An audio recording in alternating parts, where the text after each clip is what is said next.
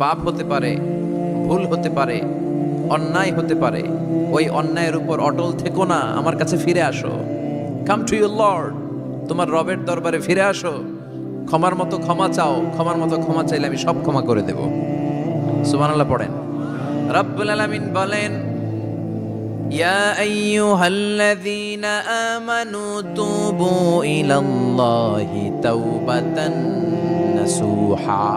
ও বিশ্বাসীরা, ভুল করেছো, অন্যায় করেছো, পাপ করেছো, জুলুম করেছো, আমার কাছে ফিরে আসো, ক্ষমা চাও। ক্ষমার মতো ক্ষমা চাইলে সব গুনাহ মাফ করে দিতে পারে কে? পাপ নাই, গুনাহ করি নাই, এরকম কেউ আছি? কথা বলেন। কত পাপ করছি কোনো হিসাব আছে? পৃথিবীর কেউ না জানলেও জানে কে? আল্লাহ ডেকে বলে, গোলাম আমি হলাম গাফিরুয যামব কাবিলুত তাওব। আমার কাজ হলো ক্ষমা করা, আমার কাজ হলো তওবা কবুল করা। শয়তানের কাজ হলো ওয়াসওয়াসা দেওয়া, আমাদেরকে ভুল পথে নিয়ে যাওয়া। আর আমাদের কাজ হলো ভুল করে ফেলা, আল্লাহর কাজ হলো ভুলগুলো মাফ করে দেয়া। আল্লাহ ডেকে বলে, গোলাম তোরা যদি ভুল না করতি, তোরা যদি পাপ না করতি, তোরা যদি অন্যায় না করতি, তোদেরকে ধ্বংস করে দিয়ে এমন একটা জাতি আমি এই দুনিয়ার বুকে তৈরি করতাম, যারা সকালবেলা ভুল করে দুপুরে মাফ চাইতো, দুপুরে ভুল করে রাত্রে মাফ চাইতো, আজকে ভুল করে আগামীকাল মাফ চাইতো। আর আমি আল্লাহ গুনাহগুলো তাদের সব ক্ষমা করে দিতাম। ক্ষমা করে দিতে আল্লাহর বড্ড ভালো লাগে। বান্দা আল্লাহর কাছে বারবার চাক, চোখের পানি ছাড়ুক, এটা আল্লাহ পছন্দ করে। চোখের পানির যে কত পাওয়ার আপনি কল্পনাই করতে পারবেন না। অনুশোচনার চোখের পানি চোখ বেয়ে নাকের ডগা পেয়ে জমিনে পড়ার আগেই আল্লাহ এই বান্দারে মাফ করে দেয়। বিশ্বনবী ডেকে বলে, ও আমার উম্মতেরা শোনো, আল্লাহর কাছে দুনিয়ার মানুষদের দুই ফোঁটা পানি সবচেয়ে প্রিয়। এক হলো জিহাদের ময়দানে রক্তের ফোঁটা, দুই হলো অনুতপ্ত বান্দার চোখের পানির ফোঁটা। কত ভুল আপনি করেছেন, কত অন্যায় আপনি করেছেন, কত পাপ আপনার হয়েছে, কত মিথ্যা আপনি বলেছেন, কয় ওয়াক্ত নামাজ ছেড়েছেন, কয় লাখ টাকা ঘুষ খেয়েছেন, কত যৌতুক আপনি খেয়েছেন, কত মিথ্যা আপনি বলেছেন। আপনার পাপ যত বড় হোক, যত বিশাল হোক, যত বেশি হোক, আল্লাহর দয়ার পরিসীমা তার চাইতেও বড়। আপনার পাপ, আপনার অন্যায়, আপনার জুলুমগুলো যদি হয় খালের পানির সমান, বিলের পানির সমান, আল্লাহর দয়া সাগরের পানির সমান। আপনার পাপ যদি হয় সাগরের পানির সমান, আল্লাহর দয়া মহাসাগরের পানির সমান। আপনার পাপ আর অন্যায় যদি হয় পাহাড়ের সমান, আল্লাহর দয়া আকাশের সমান। আপনার পাপ যদি হয় আকাশের সমান, আল্লাহর দয়া আরশের সমান। এজন্য আল্লাহ বললেন, ইয়া আইয়ুহাল্লাযীনা আমানু তুবু ইলাল্লাহি তাওবাতান নাসুহা। ও আমার গোলাম, তুই তোর নিজেরে যত বেশি ভালোবাসিস, তার চেয়েও আমি তোরে বেশি ভালোবাসি। তোর বাবা মা তোরে যত বেশি ভালোবাসে, তার চেয়েও আমাদেরকে বেশি ভালোবাসে কে? আল্লাহ বললেন, ভালোবাসারে তৈরি করার পরে আমি 100 টুকরা করলাম। চিল্লায় বলেন, কয় টুকরা? 99 টুকরা ভালোবাসা আমি আল্লাহ নিজের মধ্যে রেখে দিলাম। 1 টুকরা ভালোবাসা গোটা বিশ্বের সবার মধ্যে আমি ভাগ করে দিলাম। 1 টুকরা ভালোবাসা পেয়ে আমাদের অবস্থা দেখছেন? আল্লাহ যদি 1 টুকরা না দিয়ে আমাকে 30 টুকরা দিত, কথা কন। 1 টুকরা না দিয়ে 80 টুকরা দিলে কি হইতো? কথা কয় না, কথা কন।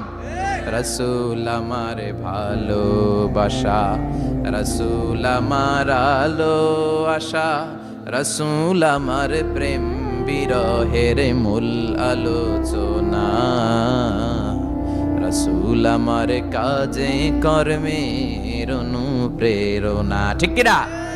আমার নবীর জন্য আমার ভালোবাসা আছে না নাই? আমার রবের জন্য আমার ভালোবাসা আছে না নাই? আমার মা বাবার জন্য ভালোবাসা আছে না নাই? সবার জন্য সবার ভালোবাসা আছে না নাই? আমগো দিবস লাগবো কেন? আজকেও তো আমগো ভালোবাসা দিবস, কথা কন। যদি এখন দিবস না, রজনী, আজকে তো আমাদের চান্দোলাতে ভালোবাসা রজনী, কথা কন। প্রতি মুহূর্তে আমাদের ভালোবাসা, এজন্য আমাদের ডেট পালন করা লাগে না। আমরা সব সময় সবারই ভালোবাসি। চিল্লায় বলেন ঠিক কিনা? এজন্য আল্লাহ ডেকে বললেন, গোলাম আমি যে তোদের কত ভালোবাসি তোর ধারণা নাই। চোখের পানি ছাড়, গুনার কথা স্মরণ কর, তওবা কর। তওবার মতো তওবা করলে সব গুনাহ মাফ করে দিতে পারে কে? বিশ্বনবী বলে, আমার কোনো গুনাহ নাই, তারপরেও প্রতিদিন 70 বারেরও বেশি আমি তওবা করি। আল্লাহে ইন্নী আস্তাগফিরুল্লাহ ওয়া আতুবু ইলাইহি আকসার মিন 70 মাররা। Could you imagine that? কল্পনা করছেন কোনদিন যে নবীর গুনাহ নাই, ওই নবী তওবা পড়ে প্রতিদিন 70 বার, আকসার 70 বারেরও বেশি। আমার পড়া দরকার কয়বার? আপনার পড়া দরকার কয়বার? বিশ্বনবী 70 বারের বেশি বলে আমাদের পড়া দরকার কয়বার? আর আমরা প্রতিদিন পড়ি কয়বার? কথা কন। আমাদের ভুল হবে, ভুল হতে সমস্যা নাই, ভুল হওয়াই মানুষের স্বভাব, কিন্তু ভুল হওয়ার পরে ভুলের উপর অটল থাকা যাবে না। শয়তান আর মানুষের মধ্যে এই মৌলিক পার্থক্য। শয়তান ভুল করে ভুলের উপরই আছে, ঠিক কি না? ক্ষমা চায় নাই, কিন্তু আমরা সকালে ভুল করলে দুপুরে মাপ চাই কার কাছে? 19 সালে ভুল করলে 20 সালে মাপ চাই কার কাছে? মৃত্যুর আগ পর্যন্ত আমরা ক্ষমা চাইলে ক্ষমা করে দিবে কে? সব সময় 24/7 তওবার দরজা খোলা, দুইটা সময় ছাড়া। ভালো করে মনে রাখবেন, মুখস্থ ঠোঁটস্থ যেন থাকে। দুইটার সময় তওবা কবুল হয় না, চিৎকার করে বলেন কয় সময়? এক হলো বাদাল গারগারা, গারগারানি যখন আসে, মালাকুল মাউত যখন চলে আসে, মালাকুল মাউতরে যখন দেখে ফেলবেন তখন তওবা কবুল হবে নাকি? কথা কন। ফেরাউনের নাম শুনছেন? ওরা যখন আল্লাহ লোহিত সাগরে ডুবাইয়া পানি খাওয়াইতে লাগলো, পানি খাইতে খাইতে পেটটা হয়েছে এত বড়, আর পানি খাইতে পারেন। এরপর হাত তুলে কয় আনা মিনাল মুসলিমিন। কোরআনের আয়াত, আনা মিনাল, হাত তুলে কয় আমি মুসলমান। ফেরাউন নাই বলে মুসলমান, আমরা যাবো কই? কথা কহ। ফেরাউন হাত তুলে কয় আনা মিনাল মুসলিমিন। আল্লাহ কয় টাইম ইজ আপ, দেরি করছস। অনেক সময় দিলাম, অনেক সুস্থ রেখেছি, ক্ষমতা দিয়েছি, দাপট দিয়েছি, তখন যদি ঘাটটা নত করে, মাথাটা নত করে একবার ক্ষমা চাইতি, ফেরাউন তোরেও ক্ষমা করে দিতাম। কিন্তু সময় শেষ হওয়ার পরে আমি মুসলমানদের অন্তর্ভুক্ত বললে কোনো লাভ হবে নাকি? আল্লাহ বলল সময় নাই, সময় শেষ। কারণ মুসা আলাইহিস সালামের চাচাতো ভাই অনেক দাওয়াত দিল, জাকাত দে। কারণকে জাকাত দিব না, এই সম্পদ আমি কামাইছি, আল্লাহ দেয় নাই। মুসা আলাইহিস সালাম বললেন তাহলে আযাবের অপেক্ষা কর। আযাব চলে আসলো। আল্লাহ বলেন মুসা সেফ জোনে যাও, সরো, এখনই আযাব। ফাখাসাফনা বিহি ওয়া বিদারিহিল আরদ, পুরো ফাইয়ুমের জমিনটার আল্লাহ কাঁপিয়ে দিলেন, আর কারুনকে সহ পুরো সম্পত্তি তার জামিনের ভিতরে দাবিয়ে দিলেন। হাঁটু পর্যন্ত কারুন দেবে যায়, ভাবছে উঠে যাবে। কোমর পর্যন্ত দেবে যায়, ভাবছে উঠে যাবে। গলা পর্যন্ত যখন দেবে যায়, আর সুযোগ নাই। কয় মুসা আমার সব সম্পত্তি তোরে আর তোর আল্লাহরে দিয়ে দিলাম, আমারে বাঁচা, আমারে সব সম্পত্তি তোর আর তোর আল্লাহর, আমারে খালি বাঁচা, চাচা আপন প্রাণ। আল্লাহ বলে সময় শেষ। তার মানে বাদাল গারগারা, তওবা কিন্তু আর কবুল হয়। এই হলো একটা। নাম্বার 2, বাদা তুলুই শামস মিন মাগরিবিহা, প্রতিদিন চাঁদোলাতে সূর্য কোন দিক দিয়ে ওঠে? কথা কয় না? পূর্ব দিকে। কিয়ামতের আগ দিয়ে সূর্য আর পূর্ব দিকে উঠবে না, পশ্চিম দিক থেকে উঠবে। যেদিন প্রভাতে পশ্চিম দিক থেকে সূর্য উঠবে, ওই দিন থেকে তওবার দরজাটারে বন্ধ করে দিবে কে? তার আগ মুহূর্ত পর্যন্ত জীবনে যত গুনাহ করেছি, অন্যায় করেছি, চোখের পানি ছেড়ে ক্ষমা চাইলে ক্ষমা করবে কে? শয়তান আল্লাহরে চ্যালেঞ্জ দিছে, আল্লাহ তুমি আমারে জাহান্নামে পাঠাবা, আমিও তোমার বান্দা করে লয়ে একসাথে জামাতে ঢুকমু। একা ঢুকবো না, একা যাব না, তোমার বান্দাদেরকে সবগুলারে জাহান্নামী বানায়া তারপরে ঢুকমু। তোমারে চ্যালেঞ্জ দিলাম, একটারও জান্নাতে ঢুকাইতে পারবা? আল্লাহকে তুই আমারে চ্যালেঞ্জ দিলি? আমি তো সব রাজার বড় রাজা, মহারাজা, আমারে চ্যালেঞ্জ দেশ, এত সাহস পাইলি কই? তুই আজীবন ওয়াসওয়াসা দিয়ে পাপ কাজ করাবি, একদিন তাফসীর মাহফিলে এসে আমার বান্দা ক্ষমা চাবে, আমি মাফ করে দেবো, তুই কি করবি? আজীবন অন্যায় করবে, আজীবন পাপ করবে, জুলুম করবে, একদিন চোখের পানি ছেড়ে আমার কাছে কান্নার মতো কান্না করলে আমি সব গুনাহ মাফ করে দেব। এজন্য আল্লাহ বললেন ইয়া আইয়ুহাল্লাযীনা আমানু তুবু ইলাল্লাহি তাওবাতান নাসুহা। ভুল করেছো, তওবা করো, মাফ করবে কে? সাইয়েদনা আদম আলাইহিস সালাম ভুল করলেন, দুনিয়ায় এসে শত শত বছর কাঁদলেন, কিন্তু ক্ষমা হয় না। আল্লাহরে বললেন আল্লাহ কি করলে ক্ষমা পাবো বলো? ফাতালাক্কা আদামু মির রাব্বিহি কালিমাতিন ফাতাবা আলাইহি। আল্লাহ বললেন ও আদম, তোমারে কিছু কালেমা শিখাইয়া দেই, এই কালেমাগুলো দিয়ে আমার কাছে দোয়া করো, ক্ষমা করে দেব। আল্লাহ শিখাইয়া দিলেন, ও আদম দুই হাত তুলে চোখের পানি ছেড়ে আমার কাছে পড়ো, রব্বানা, পড়েন, রব্বানা যালামনা আনফুসানা ওয়া ইল্লাম তাগফির লানা ওয়া তারহামনা লানাকুনান্না মিনাল খাসিরিন। এটা শিখাই দিয়েছিল আল্লাহ। আল্লাহ আমি জুলুম করেছি, অন্যায় করেছি, ভুল করেছি, পাপ করেছি, তুমি যদি ক্ষমা না করো ক্ষমা করার কেউ নাই, ঠিক কি না? আমরাও পাপ করলে এই দোয়াটা পড়ার দরকার আছে না নাই? 5টা শর্ত সাপেক্ষে আমাদের তওবা কবুল করবে কে? তওবা কবুল হওয়ার কিছু শর্ত আছে 5টা। কয়টা? চিৎকার মেরে বলতে হবে, তওবা কবুল হওয়ার শর্ত কয়টা? 1 নম্বরে হচ্ছে আল ইকরা, acknowledgement. You have to give the acknowledgement that you are the greatest sinner on earth. আপনাকে ঘোষণা দিতে হবে যে আপনি পৃথিবীর সবচেয়ে বড় পাপী। 1 নম্বর শর্ত, আপনি বলেন যে আল্লাহ, আমার চেয়ে বড় পাপী নাই, আকাশের নিচে জমিনের উপরে আমি সবচেয়ে বড় পাপী, এমন কোনো পাপ নাই যেটা আমি করি নাই, ঠিক কিনা? 1 নম্বরে পাপের ঘোষণা দেন।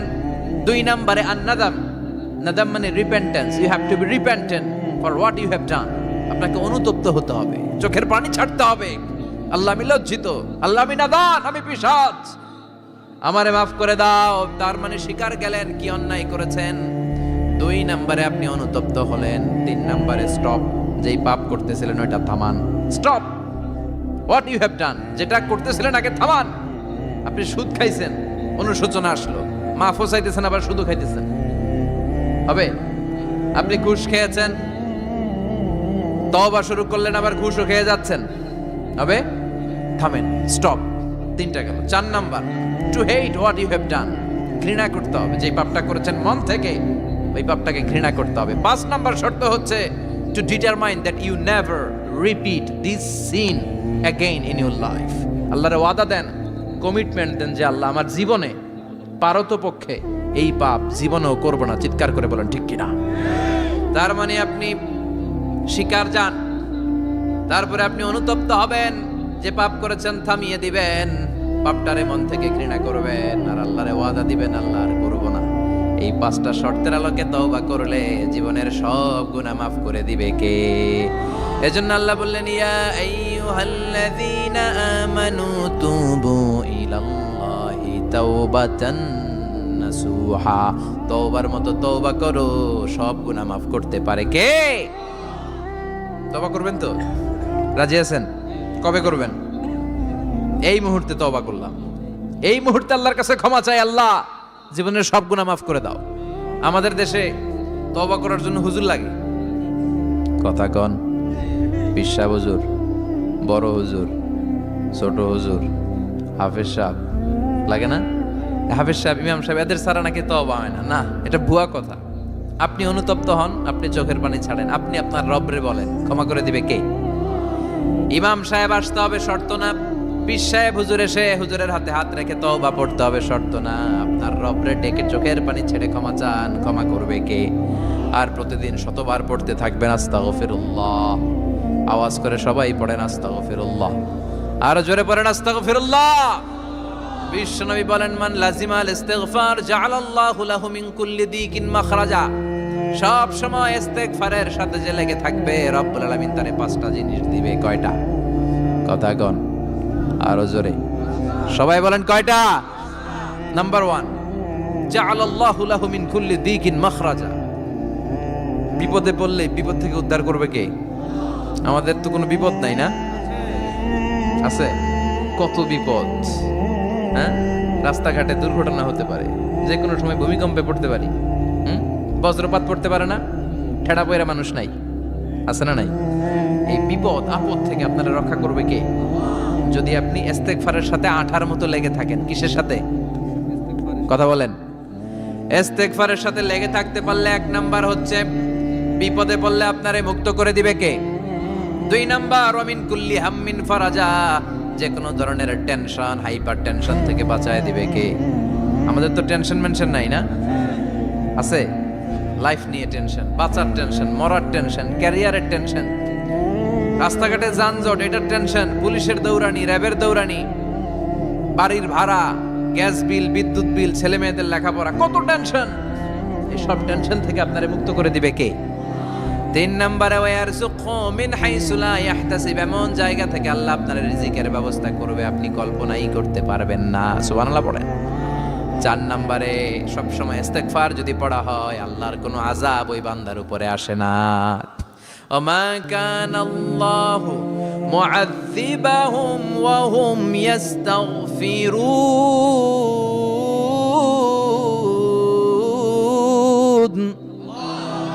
যতক্ষণ আমার বান্দা আমার কাছে ইস্তেগফার পড়তে থাকে আমার কোনো আযাব বান্দারে পাবে না। যতক্ষণ ইস্তেগফার পড়বেন আল্লাহর কোনো আযাব আপনার উপর আসবে না। 4টা গেল। 5 নাম্বার, বারবার ইস্তেগফার পড়লে রফিক ভাই আল্লাহ আপনারে মুস্তাজাবুদ দাওয়া বানিয়ে দোয়া করা মাত্র কবুল করে নেবে কে?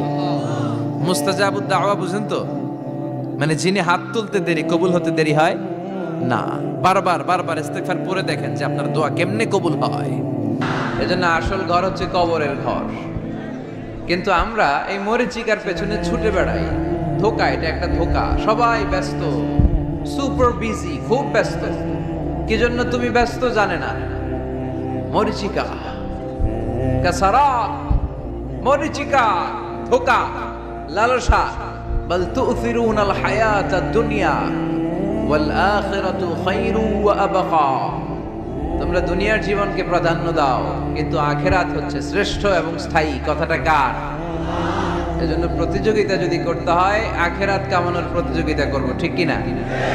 কিন্তু আমরা করি ক্ষমতা অর্জনের প্রতিযোগিতা, ক্ষমতার দাপট দেখানোর প্রতিযোগিতা, ক্ষমতার লড়াইয়ে টিকে থাকার প্রতিযোগিতা। সব আমার আমার, এই আমার আমার কথাটা খুব খারাপ। এখন থেকে আমার না বলে আমাদের বলবেন। কি বলবেন? আমাদের। তাহলে অহংকার একটু কমবে। মানুষের অহংকার থাকা উচিত না। হাল আতা আলাল ইনসানি হিনুম মিনাদ দাহর লাম ইয়াকুন শাইআম মাযকুরা। মানুষ কি তার সৃষ্টির দিকে একটু নজর করে তাকায় না? সে কি ছিল? সৃষ্টির শুরুতে সে উল্লেখ করার মতো কিছুই ছিল না। এই যে আমরা যখন ছোট্ট ছিলাম, বয়স যখন আমার 3, 2, তখন আমি কি কি করছিলাম মনে আছে?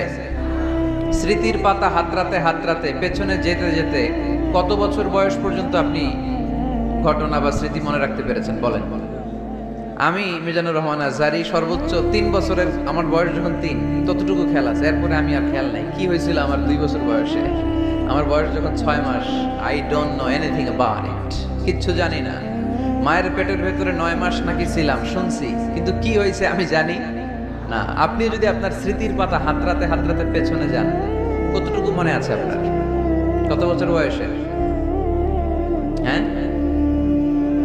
কয় বছর? 4 বা 5। এর আগের কথা আমরা জানি না। কিন্তু মায়ের পেটের ভেতরে আমার লালন পালন করলো কে?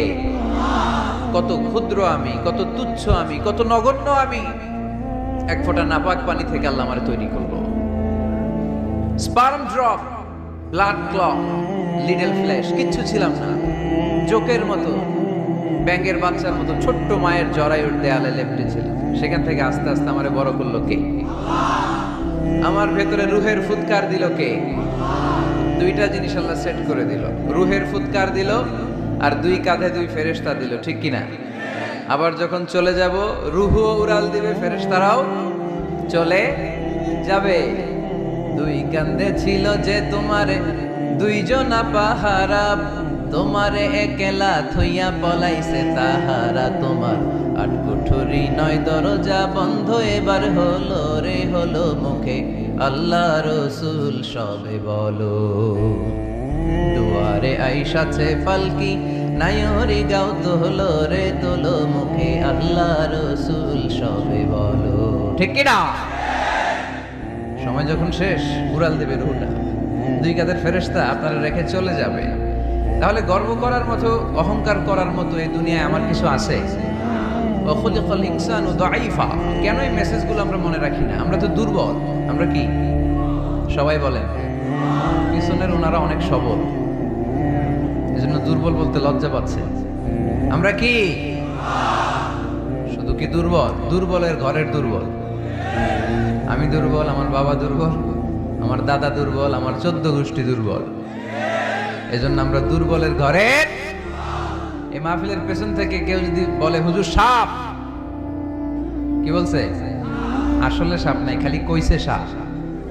এরপরে মুজাহিদদেরকে আর খুঁজে পাওয়া যাবে না, সব দৌড়। সাপ বাদ দেন, বাবা ব্যাং চেনেন না? নারায়ণগঞ্জে নাই না? বাবা ব্যাং কি করে? লাফায় না? সাপ না, সাপ তো অনেক ভয়ঙ্কর। বাবা ব্যাং, 2টা বাবা ব্যাং এদিকে, 2টা এদিকে, আর বাকি 2টা এদিকে। 6টা বাবা ব্যাং যদি ছেড়ে দেয় কি হবে? ব্যাং লাফাবেন আপনি লাফাবেন? ব্যাং আর কি লাফ দিবে? তার চেয়ে বড় লাফ দিবেন আপনি, ঠিক কিনা? তো এই তো আমাদের ক্ষমতা। ভূমিকম্প আসলে শব্দ, বাড়ির মালিক। ভূমিকম্প আসলে নারায়ণগঞ্জের শুধু ভাড়াটিয়ারা বাড়ি থইয়া দেয় দৌড়, বাড়িওয়ালারা দৌড়ায় না। হ্যাঁ, বাড়ির মালিক তো উনিও দৌড়ায়, ভাড়াটিয়াও দৌড়, বাড়িওয়ালাও দৌড়, সরকারও দৌড়, জনগণও দৌড়। চিল্লায় বলো ঠিক কিনা? খুলিকাল ইনসানু দাঈফা, দুর্বল আমরা, দুর্বলের ঘরের দুর্বল। এজন্য আমরা যেন অহংকার প্রদর্শন না করি। অহংকার আল্লাহর চাদর, আল্লাহর চাদর ধরে যেন আমরা না টানি। আমরা যেন বিনয়ী হই, মুতাওয়াদি। কানা রাসূলুল্লাহ সাল্লাল্লাহু আলাইহি ওয়াসাল্লাম মুতাওয়াদিআন জিদ্দান, অত্যন্ত বিনয়ী ছিলেন আল্লাহ রাসূল সাল্লাল্লাহু আলাইহি ওয়াসাল্লাম। কখনো অহংকার দেখাতেন না, কখনো অহংকার প্রদর্শন করতেন না। অহংকার করা হচ্ছে শয়তানের খাসলাত, ঠিক কিনা? খালাকতানি মিন নার ওয়া খালাকতাহু মিন তিন। সে লজিক খাটাইছে আল্লাহর সাথে। আল্লাহর সাথে লজিক খাটানো যাবে? আল্লাহ বললেন সেজদা দাও, আদমকে সেজদা দাও, সব ফেরেশতারা সেজদা দিল। শয়তান যুক্তি খাটালো, খালাকতানি মিন নার, আল্লাহ তুমি আমাকে তৈরি করেছো আগুন থেকে, ওয়া খালাকতাহু মিন তিন, আদমকে তৈরি করেছো মাটি থেকে। মাটির বৈশিষ্ট্য রেখে দিলে নিচে টপাস করে পড়ে, আর আগুন জ্বালিয়ে দিলে উপরে দাউ দাউ করে উপরে উঠে যায়। তো যেটা ঊর্ধ্বগামী এটা নিম্নগামীকে কখনো সেজদা করতে পারে না। এই লজিক খাটাই আসে শেষ, ওর দুনিয়াও শেষ, আখিরাতও শেষ। আল্লাহর আদেশের ক্ষেত্রে কোনো লজিক নাই। সামি'না ওয়া আতা'না, শুনলাম মানলাম। আল্লাহ আদেশ করেছে, এই আদেশের উপরই থাকতে হবে। বরকত আছে না নাই? এজন্য আমরা যেন অহংকারী না হই, আমরা যেন বিনয়ী হতে পারি। আল্লাহ তুমি তৌফিক দান করো। আজকের মাহফিলটাকে আল্লাহ তুমি নাজাতের ওয়াসিলা বানাও। আমার যে যুবক ভাইরা আজকের এই প্রোগ্রামে স্বতঃস্ফূর্ত অংশগ্রহণ করার মধ্য দিয়ে ইসলামের পক্ষে এই গণজোয়ারকে তৈরি করেছে, এই গণজোয়ারকে তুমি ইসলামের জন্য কবুল করো। আমার প্রাণপ্রিয় যুবক ভাইদেরকে তুমি সৈয়দনা ওমর ফারুক রাদিয়াল্লাহু তাআলা আনহুর মতো ইসলামের বীর সেনানী হিসেবে কবুল করো। পর্দার অন্তরালে আমার মা বোনদেরকে আল্লাহ তুমি খাদিজাতুল কুবরা তাহেরা রাদিয়াল্লাহু তাআলা আনহার মতো কবুল করো। পুলিশ ভাইরা আজকে অনেক কষ্ট করেছে। আপনাদের এই থানার সম্মানিত ওসি সাহেব, উনি ওনার প্রোটোকল দিয়ে আমাদেরকে এখানে নিয়ে এসেছে। আপনাদের এই এলাকার সম্মানিত চেয়ারম্যান সাহেব সারাটা দিন অনেক কষ্ট করে এই প্রোগ্রামকে এনশিওর করেছে। বিশেষ করে আপনাদের অত্র এই আসনের সম্মানিত এমপি মহোদয় সেলিম ওসমান সাহেব, উনিও খুব খোঁজ খবর নিয়েছে এই প্রোগ্রামের ব্যাপারে। সর্বোপরি আমরা আল্লাহর কাছে শুকরিয়া জানাই যে আল্লাহ তাআলা আজকে আমাদেরকে সুস্থভাবে এই প্রোগ্রামে আসার সুযোগ করে দিয়েছে। এরকম প্রোগ্রাম, কোরআনের মাহফিল বন্ধ হোক, এটা কি আমরা চাই? কোরআনের কথা চলবে, এটা আমরা চাই কি চাই না? সেজন্য যদি ত্যাগ স্বীকার করা লাগে, দরকার আছে না নাই? ময়দানে যদি থাকতে হয়, রাজি আছে না নাই? আল্লাহ তুমি তৌফিক দান করো। মুসাপুর পশ্চিমপাড়া জামে মসজিদ, মুসাপুর কি গ্রামের নাম? যুব সংগঠন ও এলাকাবাসীর যৌথ উদ্যোগে, মাশাআল্লাহ, যুবক এলাকাবাসী ভাই ভাই, অন্যদের কোনো খাওয়া নাই, ঠিক কিনা? এরকম আন্তরিক সংঘ গড়ে তুলতে হবে এলাকায়। যুবকরা হচ্ছে আগামীর বাংলাদেশ, তোমাকেই খুঁজছে বাংলাদেশ। তোমার দেহে এখন অনেক শক্তি, উচ্ছ্বাস, এটাকে ইসলামের পক্ষে কাজে লাগাতে হবে। এটা আজে বাজে কাজে, মাদকের পেছনে দৌড়াদৌড়ি করে, অপরাজনীতির পেছনে দৌড়াদৌড়ি করে, মারামারি এগুলোর পেছনে দৌড়াদৌড়ি করে, সন্ত্রাস, জঙ্গিবাদ, টেন্ডারবাজি, চাঁদাবাজি এগুলোর পেছনে দৌড়াদৌড়ি করে সময় নষ্ট করা যাবে? এদিকে কি দেখা যায় না?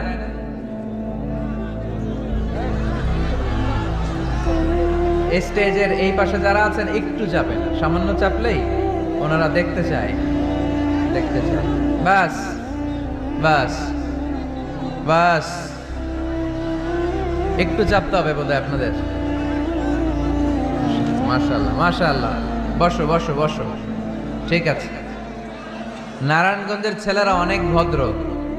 অন্যান্য জেলায় আমার আধা ঘন্টা লাগে থামাইতে, এই দিকে দেখে না, ওইদিকে মানুষের স্রোত, ধাক্কা ধাক্কি, এইদিকে জায়গা হয় না, বিশাল প্যান্ডেল, 1,00,000 লোক বসতে পারে, জায়গা করছে, এরপরও জায়গা হয় না। সর্বোচ্চ চেষ্টা করেছে কমিটি, আমি জানি তাদের সর্বোচ্চটা দিয়ে চেষ্টা করেছে। আসার পরে তারা আবেগ আপ্লুত হয়ে গিয়েছে। খায় নাই নাকি সারাদিন খায় নাই, অনেক কষ্ট করেছে আমি জানি। এই জন্য আপনারা সহযোগিতা করবেন। নারায়ণগঞ্জের ছেলেরা অনেক ভদ্র। গতকাল আমার এলাকায় মাতো এলেই আমি ঠিক করতে পারি নাই, আধা ঘন্টা সময় নিছে। এদিকে কয় হুজুর দেখি না, আপনি আসেন। ওদিকে গেছি, কয় এদিকেও আসতে হবে। ওরা এদিকে যে এদের সাথে দেখা করলাম, সব শেষে আধা ঘন্টা 35 মিনিট পরে এরা ঠান্ডা হয়েছে। তারপরে লোকের ধাক্কা থাকি। এই গণজোয়ার এগুলো কোরআনের বিজয়ের একটা সাক্ষী, বিজয়ের একটা সাইন, ঠিক কিনা? এই বিজয়কে কি কেউ ঠেকায় রাখতে পারবে? দুনিয়ার কোনো লাভের জন্য আমরা আসছি? একজনকে খুশি করার জন্য এসেছি, তিনি কে? এই বিজয়ের জন্য যদি সর্বোচ্চ স্যাক্রিফাইসের নাজরানা পেশ করতে হয়, আমরা রাজি আছি না নাই? কারা কারা রাজি? দুহাত উঁচু করে আল্লাহর দেখায়।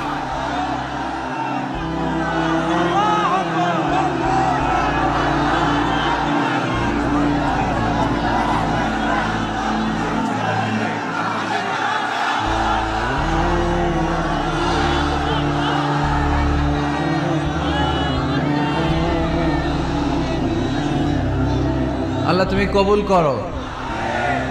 এই যে যুবক ছেলেগুলো খেলার মাঠে যায় না, এখন আড্ডাবাজিতে যায় না, টেন্ডারবাজিতে যায় না, চাঁদাবাজিতে যায় না, উল্টাপাল্টা কোনো কাজে যায় না। এরা যাত্রা পালায় এখন আর যায় না, এরা গানের কনসার্টে যায় না, এরা কোরআনের প্রেমে পাগল হয়ে এসেছে, ঠিক কিনা? কোনো বিরিয়ানির প্যাকেট আছে নাকি আজকে? তাইলে এই গণজোয়ার এটা কোরআনের পক্ষে না বিপক্ষে? আমরা কোরআনের পক্ষে থাকতে চাই কি চাই না? আল্লাহ তুমি আমাদেরকে কবুল করো। কোরআনের প্রতি ভালোবাসাকে ইসলামের বিজয়ের জন্য তুমি কবুল করে নাও। এজন্য যুবক যারা আছো, তোমরা আগামীর বাংলাদেশ। তুমি বাংলাদেশ, তুমি বাংলাদেশ। 10 বছর 20 বছর এমন ভাবে আমরা বাংলাদেশের জন্য কাজ করব যাতে গোটা বিশ্ব বাংলাদেশের নাম শুনলে এটা একটা সমৃদ্ধ দেশ, সুখী দেশ, একটা মডেল কান্ট্রি, এই হিসেবে যেন বাংলাদেশকে এক্সাম্পল দিতে পারে, ঠিক কিনা? সেজন্য তোমাদেরকে কাজ করতে হবে খুব বেশি। অলসতা করা যাবে? কাজে কোনো লজ্জা নেই, লজ্জা হচ্ছে অলসতায়। Never underestimate any job. কোনো চাকরি, কোনো ব্যবসাকে ছোট চোখে দেখবে না, whether it small or big. ছোট চাকরি হোক, ছোট ব্যবসা হোক, আমরা করব।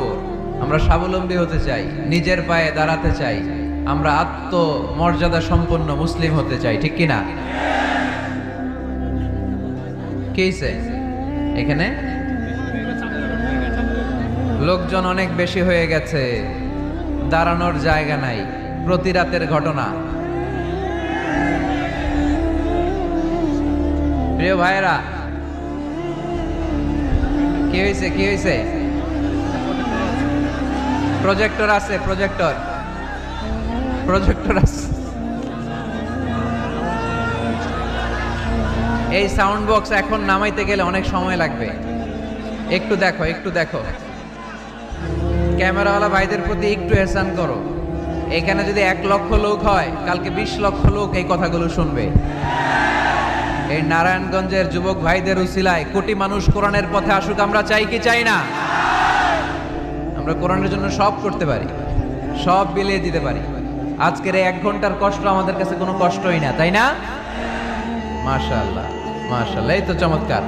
বেশি নাড়াচাড়া করো না, বেশি নাড়াচাড়া করা যাবে না। আস্তে করে রেখে চুপ করে বসে যাও, চুপ করে বসে যাও। এই তো ছেলেপেলেরা অনেক ভদ্র, ঠিক আছে, আওয়াজ হবে না। জায়গা না পেলে দাঁড়িয়ে শোনো। বলছিলাম যুবকরা হচ্ছে আগামীর বাংলাদেশ। কাজকে ছোট করা যাবে না। যে কোনো কাজ পেলেই করা শুরু করতে হবে। নতুন চাকরি পেলে, নতুন ব্যবসা পেলে এরপরে ধরবা, কিন্তু বাবুগিরি দেখিয়ে অলসতা করে বসে থাকা যাবে? কাজ ছোট হোক বা বড় হোক, বরকত দেয় কে? সুন্দরভাবে করলে প্রত্যেকটা কাজে বরকত আছে না নাই? যে কোনো কাজ করো না ভাই, যে কোনো কাজ করো, তা যেন হয় সবার চেয়ে সবচেয়ে সুন্দর। যে কোনো কাজ করো না ভাই, যে কোনো কাজ করো, তা যেন হয় সবার চেয়ে সবচেয়ে সুন্দর। হোক না সেটা পড়া লেখা, রঙের ভাষায় ছবি আঁকা, হোক না সেটা পড়া লেখা। রঙের ভাষায় ছবি আঁকা, হোক না সেটা সামান্য কাজ কিংবা মহত্তর, তা যেন হয় সবার চেয়ে সবচেয়ে সুন্দর। যে কোনো কাজ করো না ভাই, যে কোনো কাজ করো, তা যেন হয় সবার চেয়ে সবচেয়ে সুন্দর। ঠিক কিনা?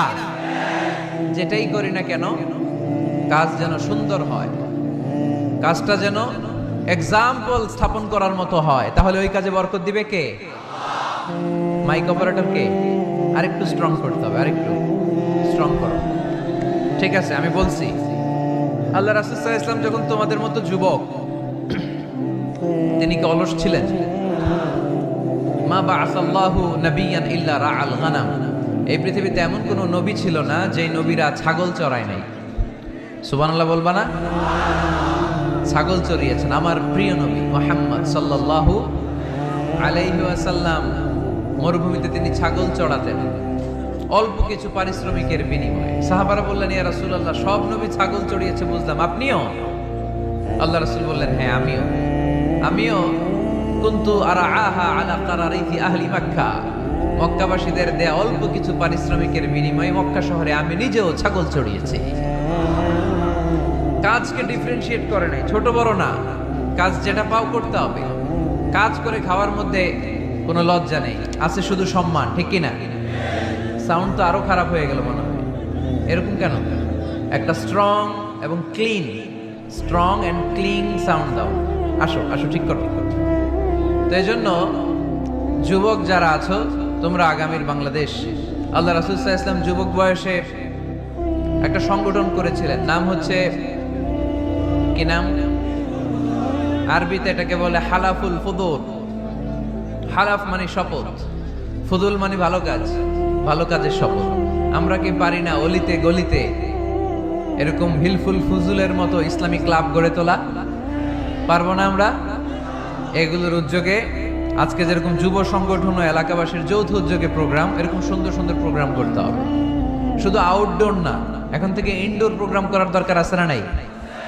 আমাদের দেশে কমিউনিটি সেন্টারে শুধু বিয়ে আর সুন্নতে খাতনা, গোটা বিশ্বে কমিউনিটি সেন্টারগুলোতে কমিউনিটি বড় বড় প্রোগ্রাম করার জন্য তারা অ্যারেঞ্জ করে। কমিউনিটি সেন্টারগুলোতে সেখানে ইনডোর প্রোগ্রাম করতে হবে। প্রতি মাসে ভালো ভালো স্কলারদেরকে এনে, ইনফ্লুয়েন্সিয়াল স্পিকারদেরকে এনে যুবকদেরকে মোটিভেট রাখার দরকার আছে না নাই? কারণ যুবকরাই আগামীর বাংলাদেশ। আল্লাহ রাসূল সাল্লাল্লাহু আলাইহি ওয়াসাল্লাম প্রতিজ্ঞা করালেন যে এই হিলফুল ফুজুলের শপথ হচ্ছে, মক্কায় চাঁদাবাজি টেন্ডারবাজি চলবে না, দুর্বলের উপর সবলের কোনো অত্যাচার চলবে না। তো এরকম হিলফুল ফুজুল থাকার দরকার আছে না নাই? আল্লাহ এই যুব সংগঠনকে তুমি কবুল করো, এলাকাবাসীকেও তুমি কবুল করো। মিনার বাড়ি বন্দর, নারায়ণগঞ্জ, মুসাপুর রাস্তার পাশে 2 দিন ব্যাপী তাফসীরুল কোরআনের প্রোগ্রামের আজকে দ্বিতীয় রজনী। প্রথম দিন কথা বলেছিলেন হযরত মাওলানা সাদিকুর রহমান আল আজহারী। আল আজহার ইউনিভার্সিটিতে আমরা একসাথে পড়াশোনা করেছি। আমার ছোট ভাই সুন্দর কথা বলে, কোরআন থেকে বলে। আল্লাহ তাআলা সাদিকুর রহমান আল আজহারীর জ্ঞানকে তুমি আরো বাড়িয়ে দাও। আজকের রজনীতে আমাকে রেখেছেন আপনার আলোচক। আমার আগে কথা বলেছে very energetic, hard working, enthusiastic যুবকদের আইকন শায়েখ সিফাত হাসান। সে আমারেও মাঝে মাঝে বসায় ওয়াজ করে, সুন্দর সুন্দর কথা শোনায় সে আমাকে, আমিও মন্ত্রমুগ্ধ হয়ে শুনি। যুবকরা যেখানেই আছে ওখানে এনার্জি আছে না নাই? যুবকদের থেকে কথা শুনতে হবে, কারণ যুবকদের মধ্যে আছে অনেক শক্তি। এই শক্তিকে আমরা পজিটিভ ওয়েতে দিন কষ্ট করছে, এখনো যোগাযোগ মেনটেন করে যাচ্ছে। এরকম নেতা আমাদের থানাগুলোতে থাকুক, আমরা চাই কি চাই না? যারা কোরআনের মাহফিল বন্ধ করে না, অ্যারেঞ্জ করে দেয়, আয়োজন করে দেয়, সারাদিন গাদার মতো খাটুনি খেটে কোরআনের মাহফিলে রাত্রেবেলা নিজে উপস্থিত থেকে সার্থক করে দেয়। আমরা এই ধরনের নেতাদেরকে চাই যারা সবসময় কোরআনের পক্ষে থাকবে, ঠিক কিনা? আল্লাহ পাক অত্র এলাকার চেয়ারম্যান মহোদয়কে তুমি কোরআনের জন্য কবুল করো। আরো অনেক বিশেষ অতিথি এই প্রোগ্রামে উপস্থিত হয়েছেন। সম্মানিত অনেক অতিথিবৃন্দদের নাম এখানে আছে যারা এই প্রোগ্রামের জন্য কষ্ট করেছে। আমরা সবার জন্য দোয়া করি, আল্লাহ তুমি সবাইকে কবুল করো। আসুন আমরা আর সময় নষ্ট না করে সরাসরি মহাবিশ্বের মহাবিশ্বয় মহাগ্রন্থ আল কোরআনুল কারীম থেকে কথা শুনি। আমি আমার খুতবার শুরুতে আপনাদের খেদমতে সূরাতু আল মুমিনুনের প্রথম আয়াত তেলাওয়াত করেছি। এই সূরায় আল্লাহ তাআলা মুমিনদের 7টি গুণের কথা বলেছেন, যে গুণগুলো একজন মুমিন হিসেবে আমাদের জীবনে থাকা দরকার আছে। এই 7টি গুণ আজকে আমরা জেনে যাব মানার উদ্দেশ্যে, ঠিক কি না? ওয়াজ কি শুধু শোনার জন্য শোনা? শুনতে চাইলে তো ইউটিউবেও শোনা যায় না? ইউটিউবে ওয়াজ শোনেন না আপনারা? আমার ওয়াজ শুনছেন? কারা কারা দেখি? মাশাআল্লাহ, আমরা হাত নামাই প্রত্যেক দিন। হ্যাঁ, মাশাআল্লাহ মাশাআল্লাহ মাশাআল্লাহ। আল্লাহ তুমি কবুল করো। এই ইউটিউবটারে আমরা ভালো কাজে লাগাবো। গান শোনা ছেড়ে দিছো? মাশাআল্লাহ, আল্লাহ তুমি কবুল করো। এটা অনেক ভালো কথা যে আমরা আজে বাজে কাজে আর সময় নষ্ট করি না। ইন্টারনেট ইউজ করলেও এটা কোরআনের কাজেই লাগাই, ঠিক কি না? তো ওয়াজ কিন্তু ইউটিউবেও শোনা যায়, কিন্তু এখানে আমরা এসেছি একটা স্পিরিট নিয়ে যাব। সরাসরি কথা শোনার আর বলার মধ্যে একটা তাসির প্রভাব আছে না নাই? তো এই জন্য বিশ্বাসীদের যে 7টা গুণাবলী আজকে এগুলো আমরা জেনে যাব, যাতে করে আমরা মানতে পারি, পালন করতে পারি, ঠিক কি না? সূরাটার নাম হচ্ছে সূরাতুল মুমিনুন। সূরার নাম কি?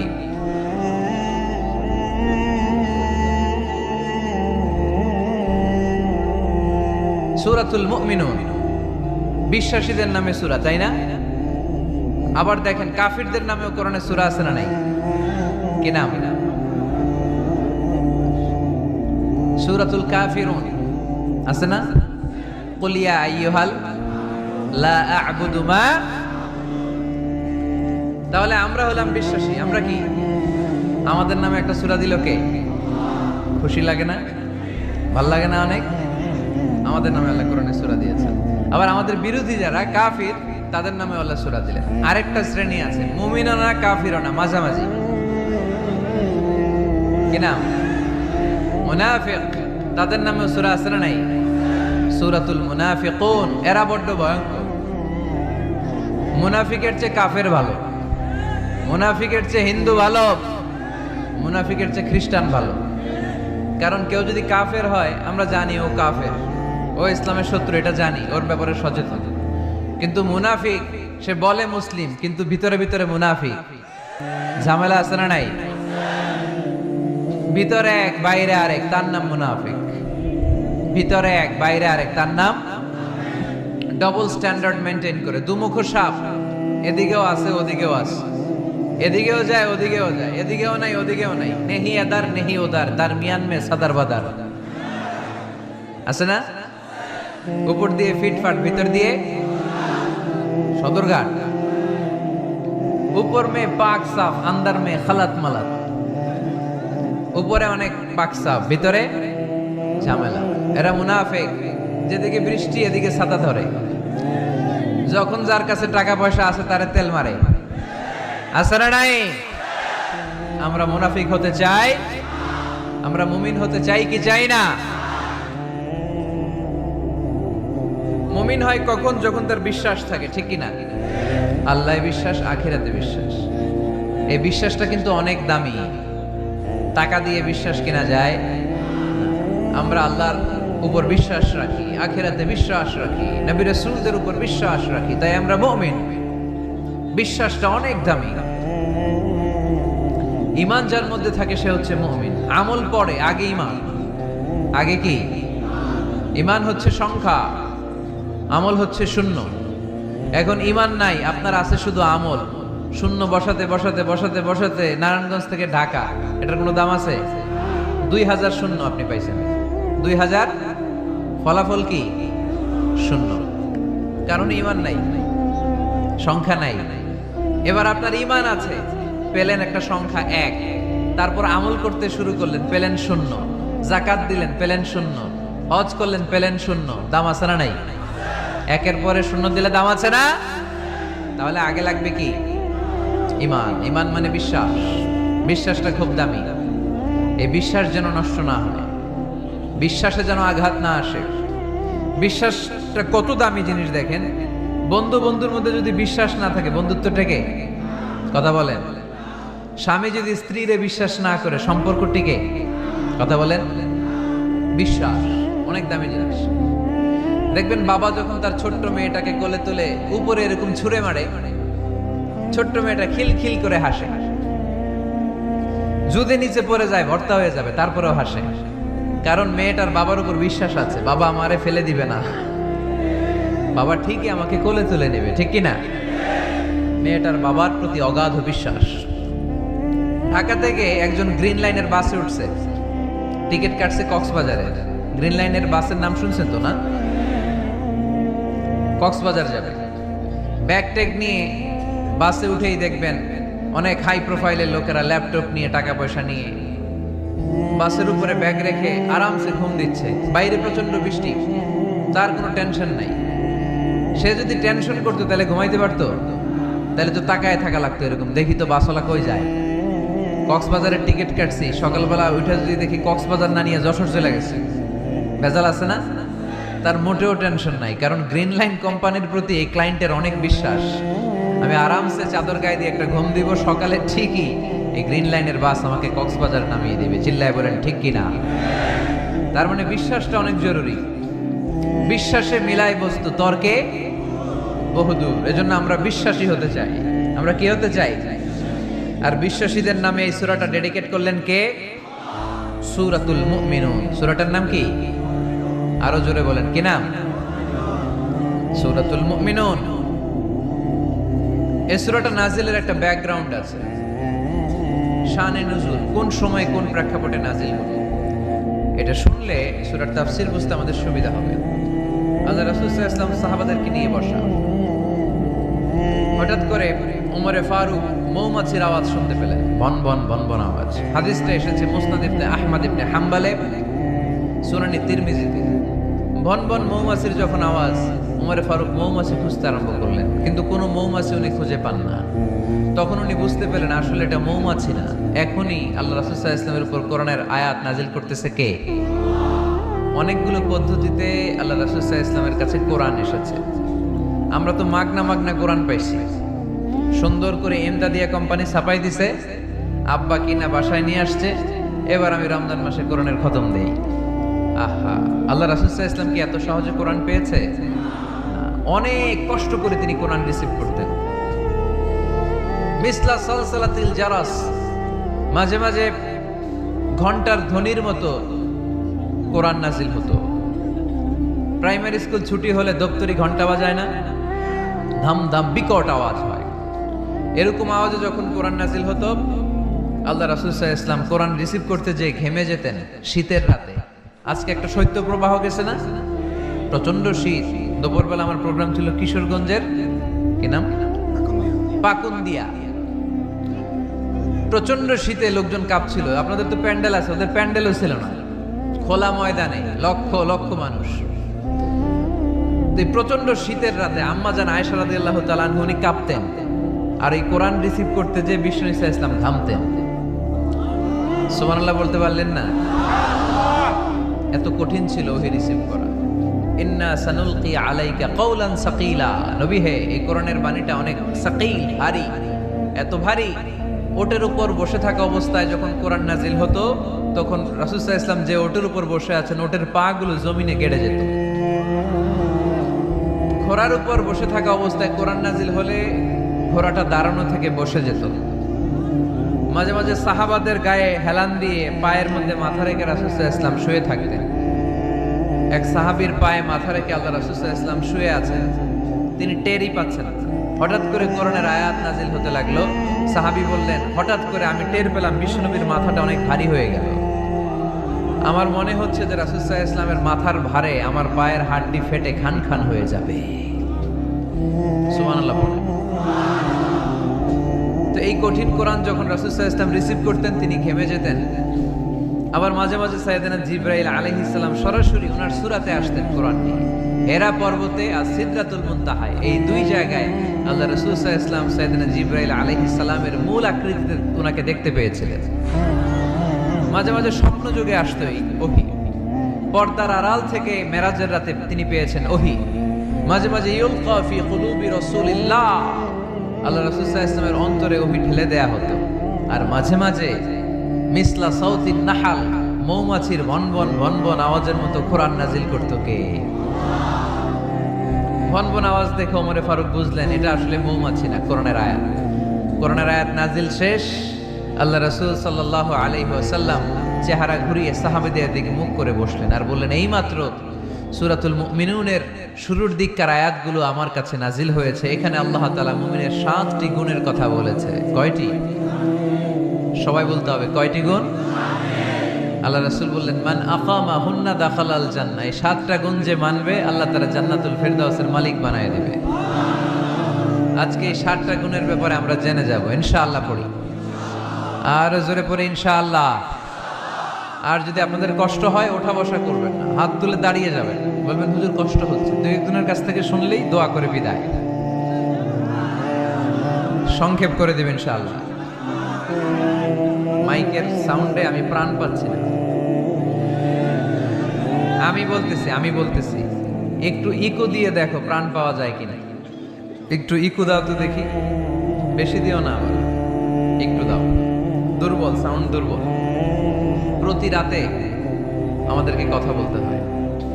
সাউন্ড সিস্টেম যদি ডিজিটাল সাউন্ড সিস্টেম না হয়, দুর্বল হয়, আমাদেরকে শাউট করতে হয়।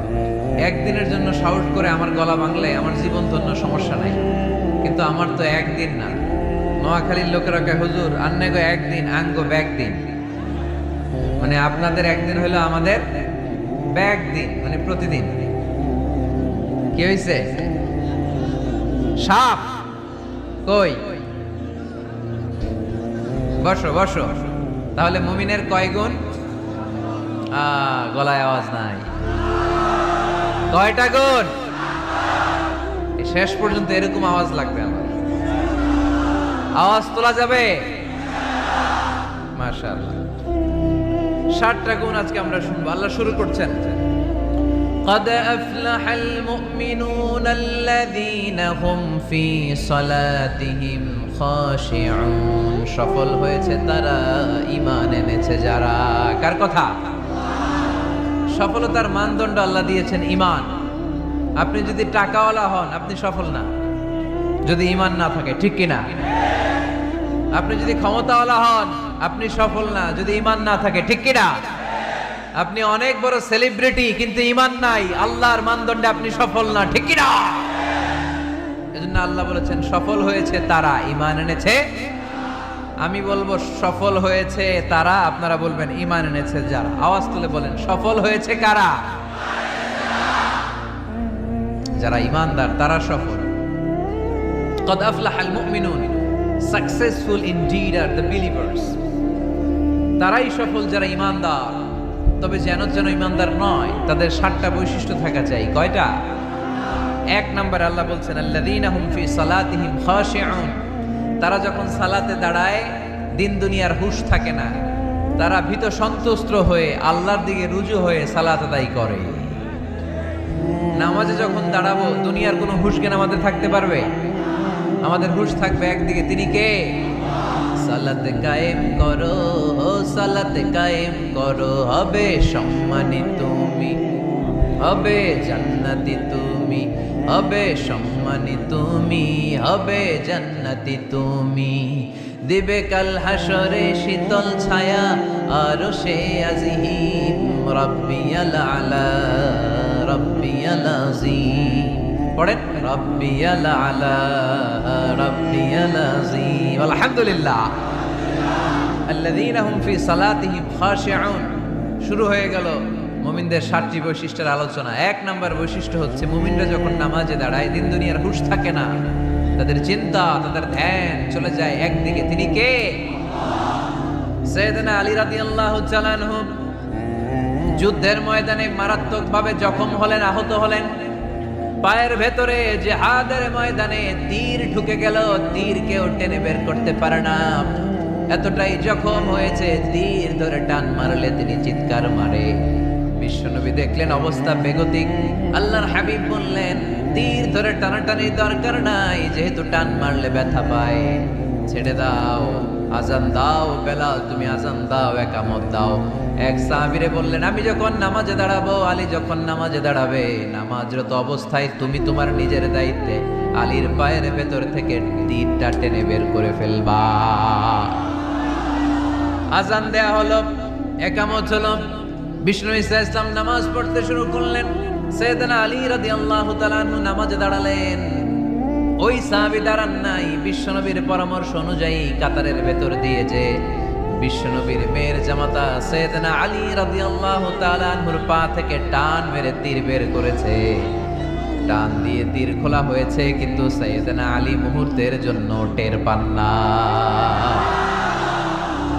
আগে টান মারতেছে, ব্যথা পায়, চিৎকার মারে, কিন্তু সালাতের অবস্থায় টান মেরে তীর বের করেছে, উনি টেরই পান নাই। আল্লাহু আকবার।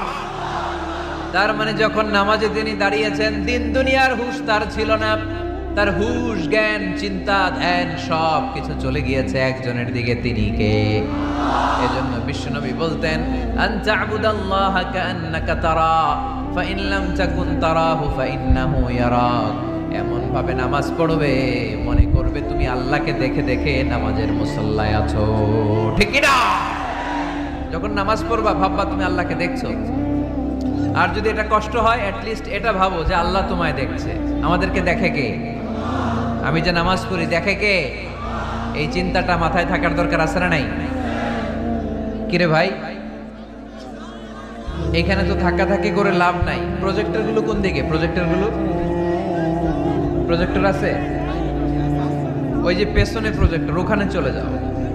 এখানে দেখার জন্য যদি ধাক্কাধাক্কি করো বিশৃঙ্খলা হবে। সাউন্ড নাই। এই মাইকটা কি কাজ করে না তোমার? তো সাউন্ড পায় না কেন? আচ্ছা, সাউন্ড কম বলে যদি চিল্লাও তাহলে তো আমার কথা আরো শোনা যাবে না। ও দেখতেছে, ওকে দেখতে দাও। এত বড় গ্যাদারিং এ এইদিকে সমস্যা হবে, ওদিকে তার ছিঁড়ে যাবে, ওদিকে সাউন্ড বক্স নষ্ট হয়ে যাবে, এটা খুব স্বাভাবিক। তোমাদের সহযোগিতা লাগবে, তা না হলে তো একটু পর পর আলোচনার মাঝখানে ব্রেক দিলে আলোচনা করা যাবে না। লক্ষ লক্ষ লোকের সমাগম, এখানে কিছু সমস্যা হবেই, এগুলো মেনে নিয়েই আমাদেরকে বসে থাকতে হবে, ঠিক কিনা? মাইক অপারেটর, লাস্ট চান্স দিলাম তোমার, এটা ঠিক করো তাড়াতাড়ি। তোমার মাইকের কারণে অনেকবার ব্রেক হয়েছে আমার আলোচনা। হয়েছে, একটা ছেলে কথা বলবো না এখানে। এই ছেলে